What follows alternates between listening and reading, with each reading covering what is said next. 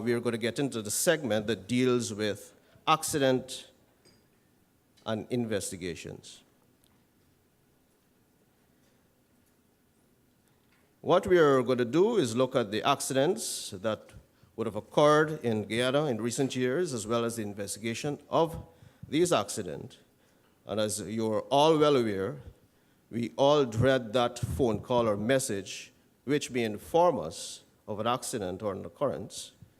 But while you're dreaded by these unfortunate occurrences, it is equally important for us to understand the variables or factors which may have caused the accident, or to ascertain how the accident may have happened, so that we could benefit and so we can learn from the lessons after the investigation of the findings, so that we could improve our operational approach and our safety practices.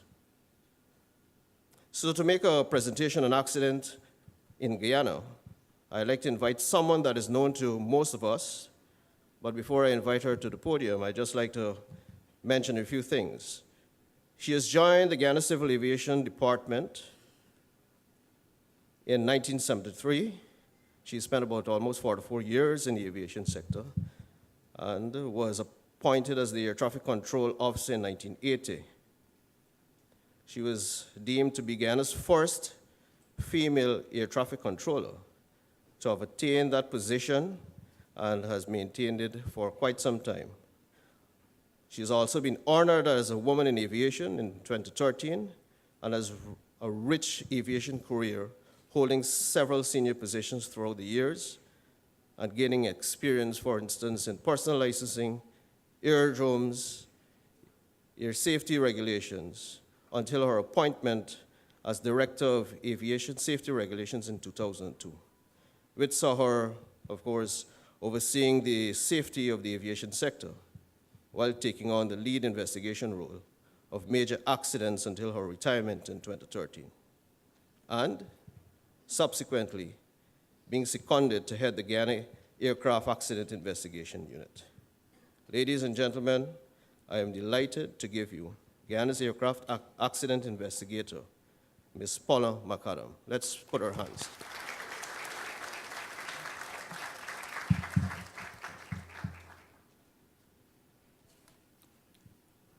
Thank you, Mr. Doris. It is indeed a pleasure to be here to share some of the things that I have learned during my period as an aircraft accident investigator. I would like to acknowledge the presence of Minister Ferguson and Minister Felix. It is indeed encouraging that you, as two ministers, should stay here to learn what we in civil aviation would love to do, especially in terms of the safety of civil aviation in Guyana. So my presentation is on the Guyana Aircraft Accident Investigation Unit from 2014 to 2017. The unit was set up in 2014. Prior to then, accident investigation was done by the Aviation Safety Regulation Group of the Guyana Civil Aviation Authority. But then in 2014, there was a sudden increase of accidents. The ASRD was short-staffed, and they could not cope with their routine duties and the amount of accident investigations that they had to do.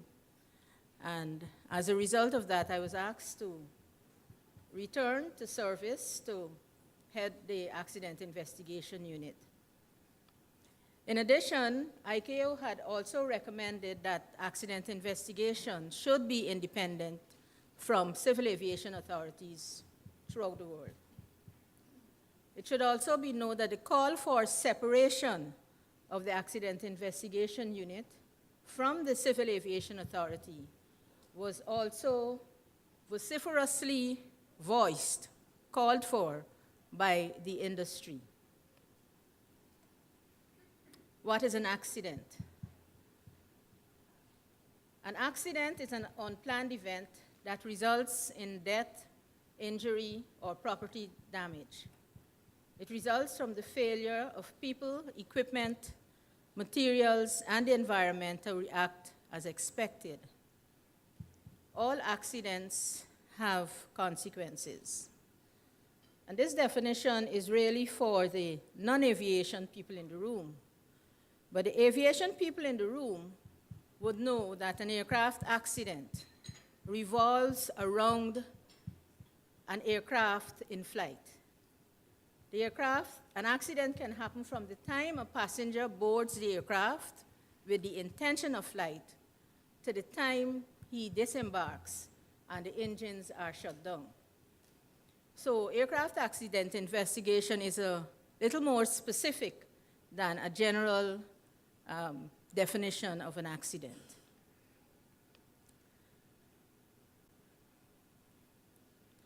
There are 5 objectives of aircraft accident investigation. 1, prevention of future accidents and incidents. 2, to identify all immediate and underlying systemic causes. 3, to recommend appropriate safety actions aimed at avoiding the hazards or eliminating deficiencies, whether related to the accident or not. 4, to determine the facts, conditions, and circumstances pertaining to survival or non-survival of the occupants of the aircraft. And 5, most importantly, to produce the final report to complete the investigation.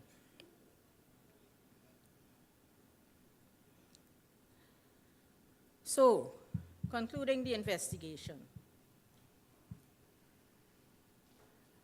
People often wonder why an accident investigation takes so long. So I will advise you that the initial or field phase of the investigation can be concluded within days. But there are so many other things that we have to do.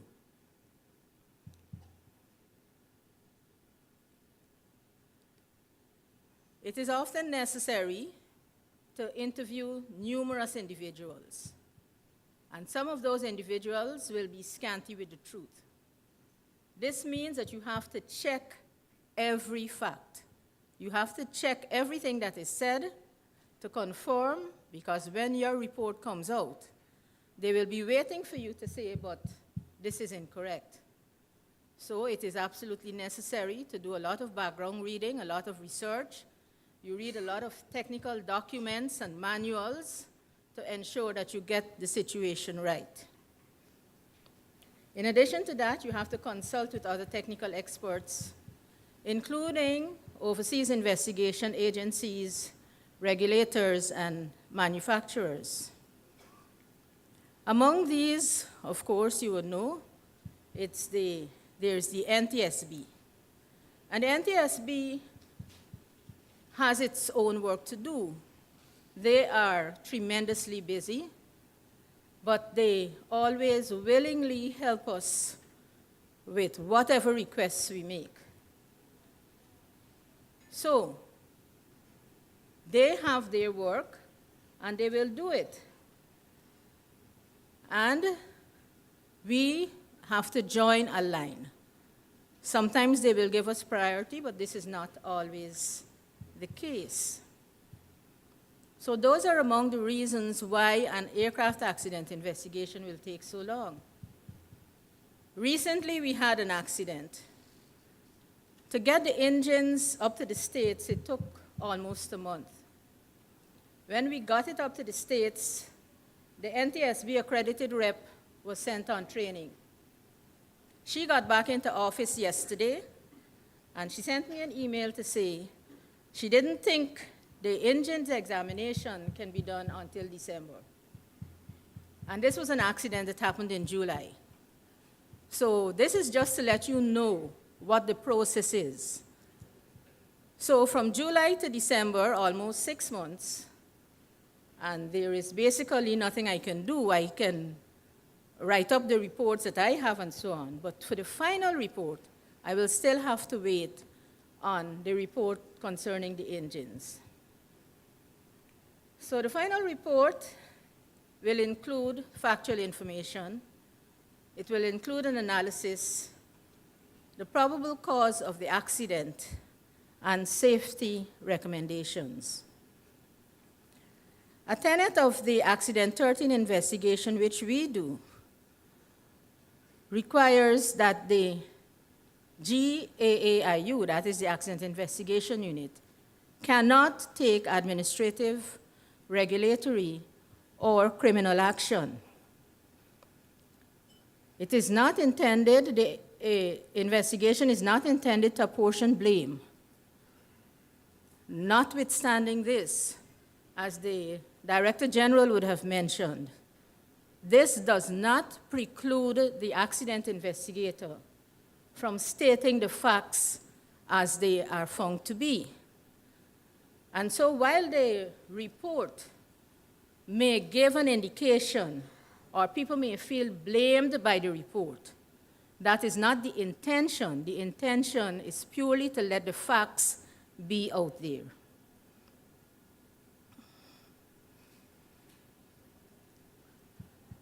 So we'll do some statistics. As I said, from 2014 to 2017, that is when the accident investigation unit was set up.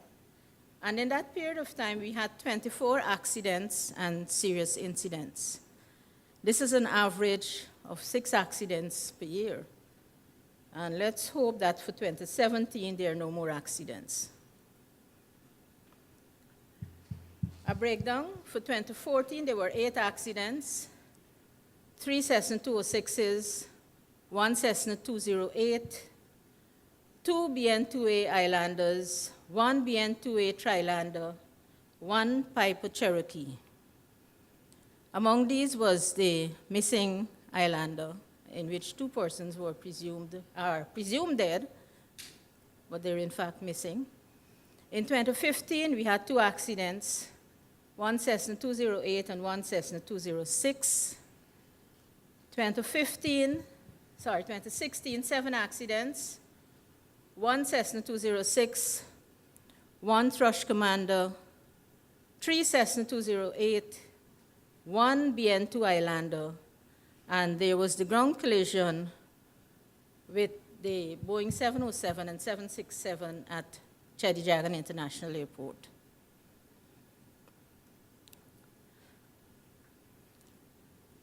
Some more statistics. In 2017, to date, we have 7 accidents, 3 Cessna 206s, resulting in 1 death, 1 Cessna 172, 2 BN-2A Islanders, and 1 BN-2A Trilander.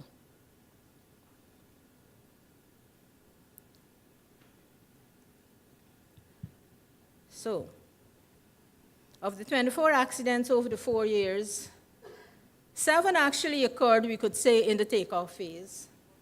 4 were during takeoff, so they stayed on the ground.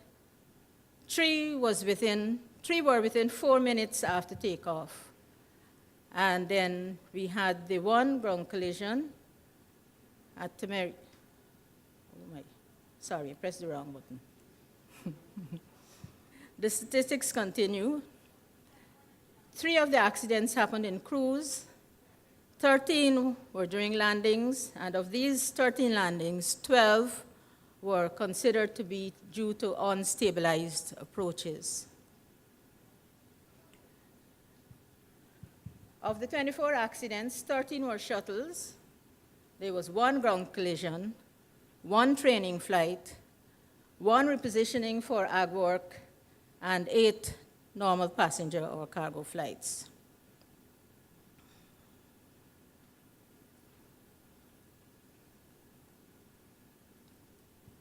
We had 5 deaths during the period. Unfortunately, aircraft accident investigation reports don't mention deaths, but really I see no reason why we cannot acknowledge those who have perished. So of the 5 deaths, we had 3 pilots, Captains Blake Slaker, Nikki Passard, and Imran Khan, and 2 third crew, Dwayne Jacobs, and David Bisnott. Lessons learned from aircraft accident investigation.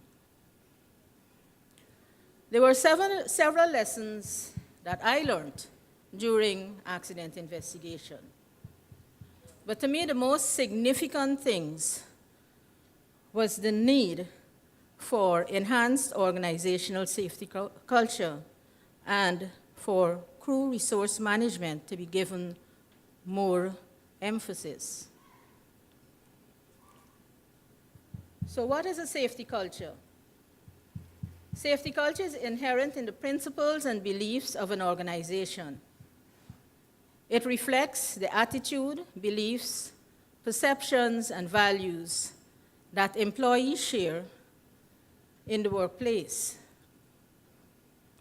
It is summed up in this phrase: "This is the way we do things around here." Or in Guyana, "This is Guyana, what are you gonna do?" You know? In other words, I want to say that every organization has a culture, but unfortunately, not all are good. And really, in the aviation industry, we cannot operate under the theme, "what are you gonna do?" We have to strive at all times for excellence in aviation safety.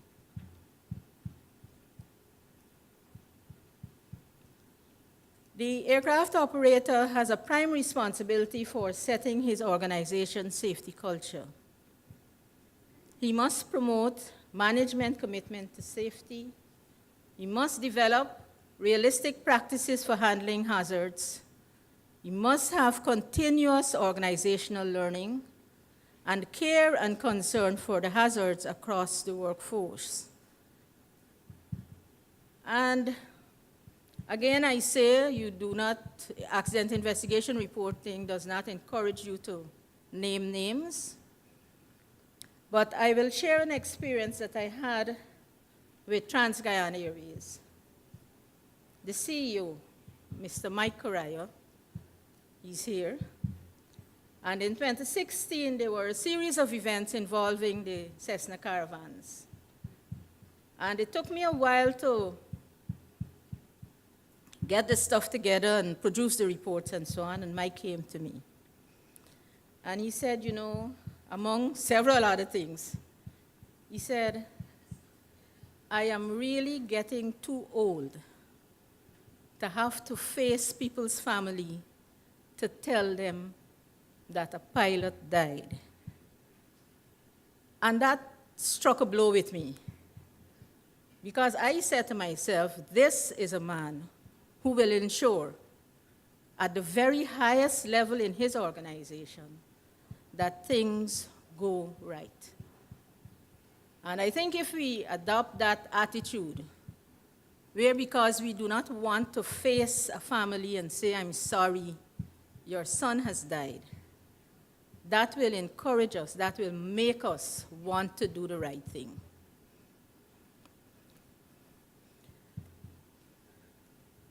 So, a positive safety culture is characterized by open communications established by reciprocal trust. It should have shared perceptions of the importance of safety and assurances of effective accident investigation prevention methods.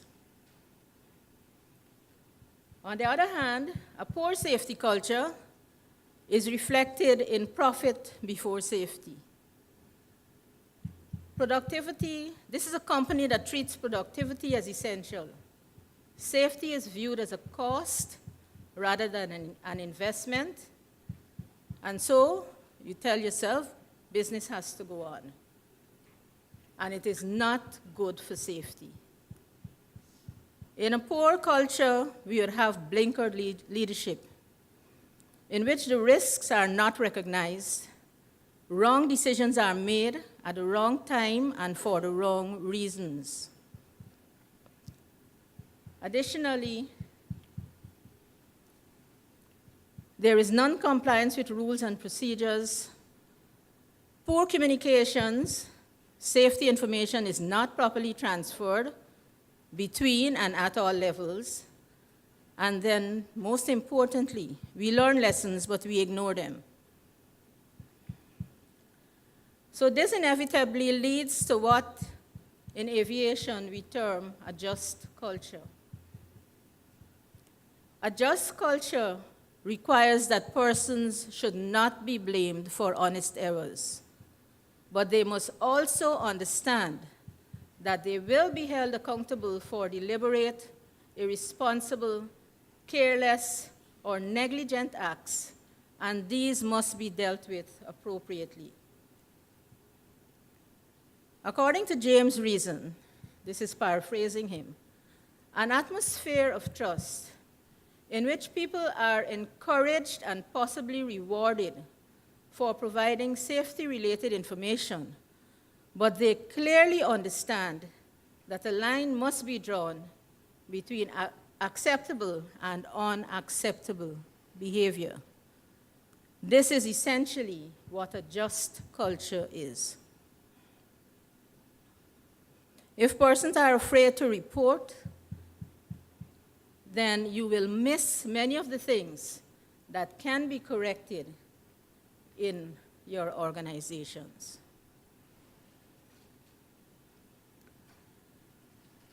The other learning area for me, crew resource management. The importance of crew resource management cannot be overemphasized. And I was happy to realize from the program that the Director General will deal with this in detail after this presentation. But crew resource management aims at reducing the occurrence of errors and mitigating the effects when they do occur. In Guyana, single crew resource management is even more vital, as single crew operations have become the norm under very difficult and dangerous conditions. And those who have seen some of the accident reports that have been published, they will notice that training in single crew resource management is one of the things, one of the recurring themes in the findings for accident investigation.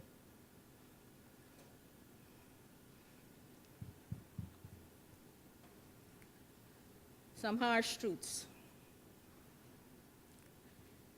The GAAIU, you're looking at the GAAIU, that is me. For 4 years, I have been working this unit alone. I was explaining to somebody outside not so long ago that it is as basic as I do interviews. If an interview lasts 1 hour, it is then my responsibility to transcribe the interview. I've timed myself, and if I work conscientiously, it takes about 6 hours to get that interview done. So it is not an easy task.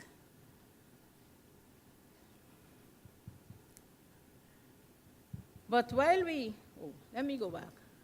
I must acknowledge some assistance that I have been getting over the years.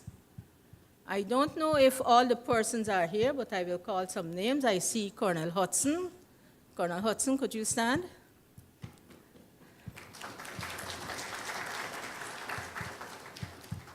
I have also gotten assistance from Captain Lloyd Marshall, Captain Patrick Nichols, and Captain Astel Paul. Is Captain Paul here? No. Okay. But these are the gentlemen who are highly qualified in their fields. And they have continuously, I can call on them at any time, and they respond. And I have to acknowledge that working with them has given me a lot of what I would claim to be expert knowledge. I have learned, and because they were so generous in their guidance, accident investigation in Guyana has benefited tremendously. Notwithstanding this, I would take the opportunity to appeal to Minister Ferguson, I'm glad she's still here, to expedite my acquisition of staff. I would really appreciate that.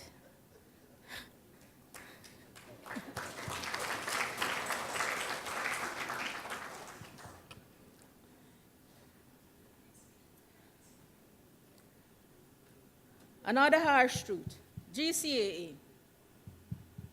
Although we've seen tremendous improvements over the years, GCAA is still understaffed. With 70 aircraft, and I think it's 85 now, aircraft in the system, it is impossible for one flight operations inspector to oversee all these aircraft and all the pilots associated with them.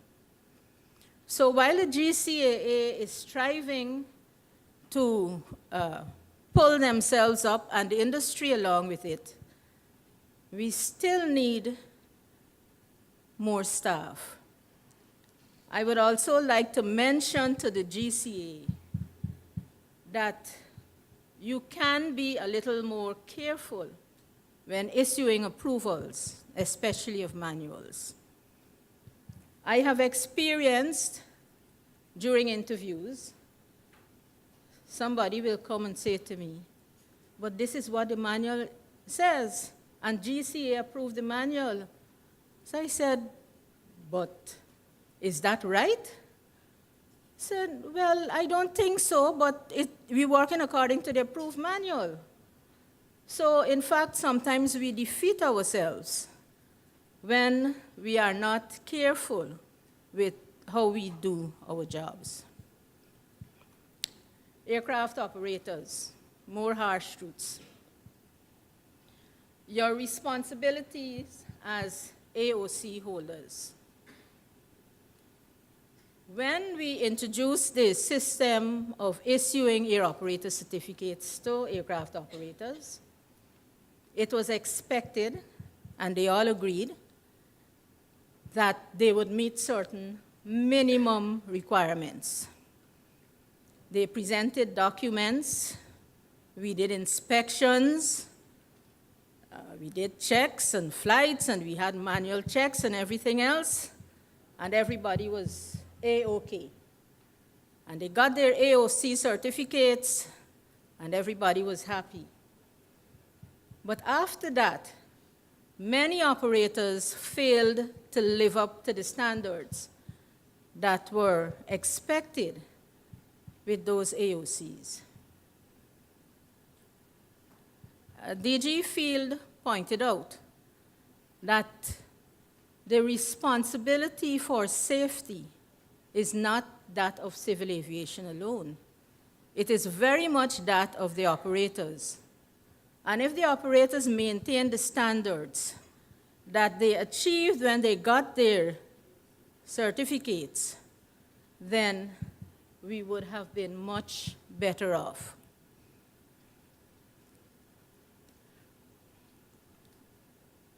Right. So, the integrity of aircraft operators.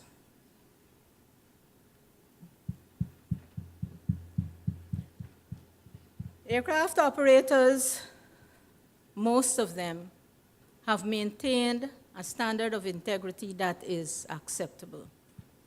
However, some of them do attempt to hold our feet to the fire. They will tell you straight up that you don't know what you're talking about. And then when I go to the manual and I check on it, I say, look, this is what the manual says. So I just want to appeal to aircraft operators. Let's get it right. Let's keep it as we should. Pilots.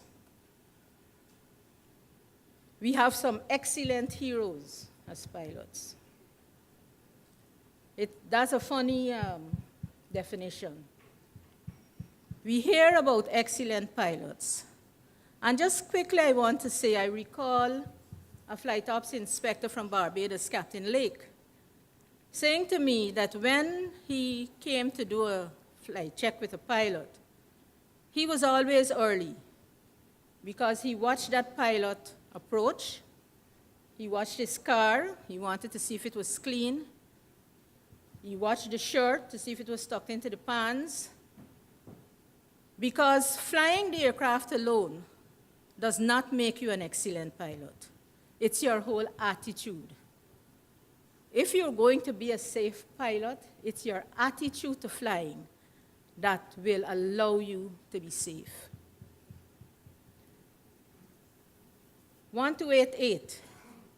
Most pilots know this. And why I'm putting this here is because we had an accident, and the pilot called Mayday, Mayday, Mayday. And more than one pilot said they heard the call and thought it was a joke. You know why? Because they thought the call was made on 1288. So obviously, a lot of joking goes on 1288. I want to appeal to the pilots, desist from joking and talking anything other than aviation business on this air-to-air frequency. Use it wisely, use it for what it was intended, and maintain your integrity. It is important that as a pilot you can be trusted to do what you are sent out there to do. When you're in the hinterland, nobody's there to watch you, but if you operate according to the standard operating procedures, you operate in keeping with the regulations, invariably you can protect yourself. The final harsh truth. Human error is a causal factor in the large majority of aircraft accidents. Errors are made by professionally trained and licensed individuals who fail to apply standard operating procedures or who execute poor judgment.